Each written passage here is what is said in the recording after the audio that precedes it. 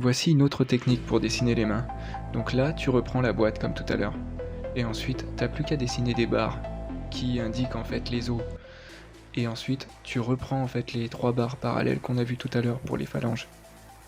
Après, t'as plus qu'à faire le contour en fait des os, tout simplement.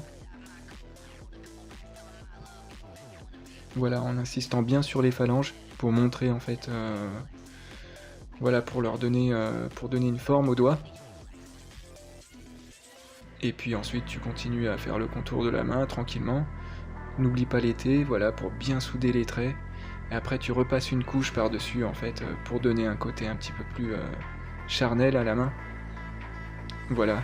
Donc moi j'aime bien cette technique parce que elle donne un rendu un petit peu plus vivant, organique, voire réaliste à la main. Et puis avec tous les traits qu'on a utilisés en fait, ça permet de voir la main un petit peu plus en 3D. Donc de se l'imaginer et de s'appuyer sur les traits déjà effectués pour en effectuer d'autres et donner plus de détails à la main. Donc ça peut s'appliquer pour le dessin manga, pour le dessin BD, ou bien réaliste, ou pour dessiner voilà, un visage ou d'autres membres. En tout cas, j'espère que cette technique va t'aider.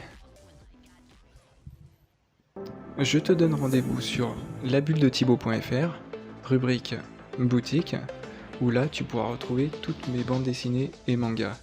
Donc tu as Rivalité, c'est une bande dessinée voilà, qui met des personnages haut en couleur entre le rêve et la réalité.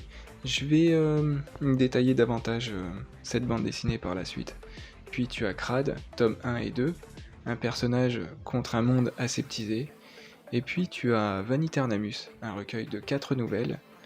Voilà l'univers sombre et psychologique, dont je donnerai des détails aussi par la suite. En tout cas, j'espère que cette vidéo t'a servi et je te souhaite plein de plaisir dans le dessin. À bientôt.